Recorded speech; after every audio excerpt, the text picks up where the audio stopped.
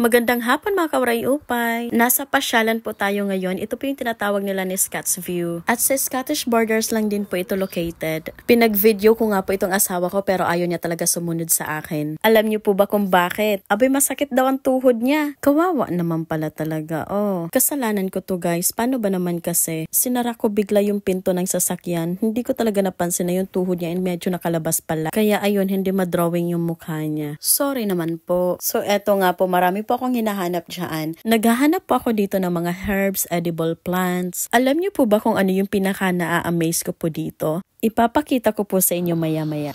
There's raspberries over there, hen.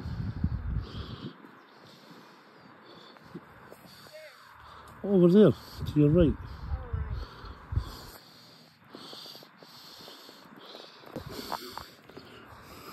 I'm curious about this one. Well, you'll soon find out. Is it not herbs or what? It's what? Herbs? It's a nettle. They make tea out of it. It's one of the most nutritious plants in the world. I suppose we don't pay attention to it because it's everywhere. I'm not sure why we don't. What about this one? I can't see what you're doing, I'm sorry. Oh, just the simple one. That's seed, just grass seed.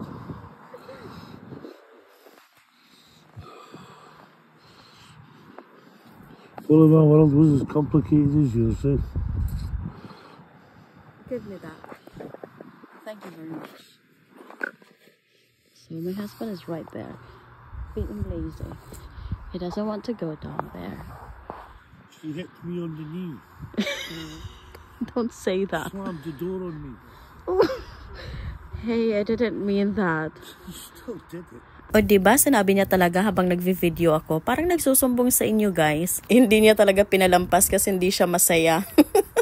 So moving forward, ito nga po yung ating napakagandang view. Kung makikita po ninyo ay meron pong tatlong bundok sa malayuan. Yun po yung tinatawag nilang the Eldon Hills. Ito nga daw po yung paboritong scenic point ni Sir Walter Scott. Isa po siyang sikat na Scottish writer, historian, and politician. Marami nga po siyang mga libro na naipalabas sa mga television, movies, series. So yung may mga edad po dyan at mga mahihilig po magbasa ng libro, hindi ko po alam kung kilala nyo po siya kasi ako hindi ko po talaga siya kilala. O diba nakakahiya, hindi ko siya kilala. So ito nga po ang gusto kong ipakita sa inyo. Ito po ay wild raspberries. Pagdating ko dito, ito agad yung napansin ko kasi familiar na ako sa wild raspberries kasi meron kami dito sa garden. Bali ito po sa gilid lang po ito ng kalsada. Yung iba nagsisimula pa lang mamunga. Katulad nito, ayan maliliit pa sila. Season for picking nga daw po nito ay midsummer or pa-autumn na. Sabi ko nga sa asawa ko, babalik ako dito para manguha. Ang sabi naman ng asawa ko, hindi ko na daw kailangan bumalik dito kasi it's everywhere. Tingnan nyo naman itong bulaklak na to guys, kung hindi ba naman maaagaw yung attention mo. Sobrang ganda niya, bell shape po siya. Tapos ayan, may mga bubuyog pa siya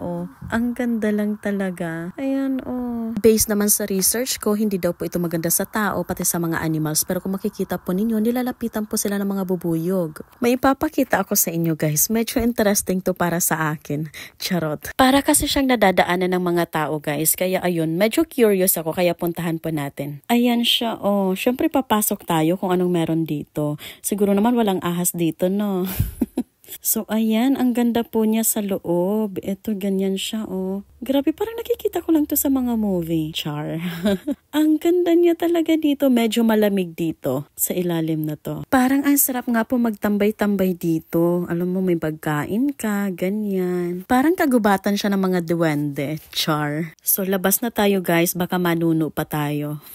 Ayan pa yung itsura niya sa labas, kaya na-curious po ako. Pinagtawanan pa ako ng asawa ko, pati yung mga tao na nandito. Siyempre, Dora the Explorer tayo So ayan, palabas na po tayo guys at naiwanan na nga po ako ng aking asawa. Medyo may iilan rin mga tao dito, yung iba naka-van pa po. So ayun nga po, finally nakita ko na rin po yung Scott's View. Pupunta naman po kami ngayon sa next destination namin. Yun naman po yung William Wallace Monument. Stay tuned mga kawaray upay. See you on my next vlog. Sana po ay nag-enjoy kayo. Bye bye!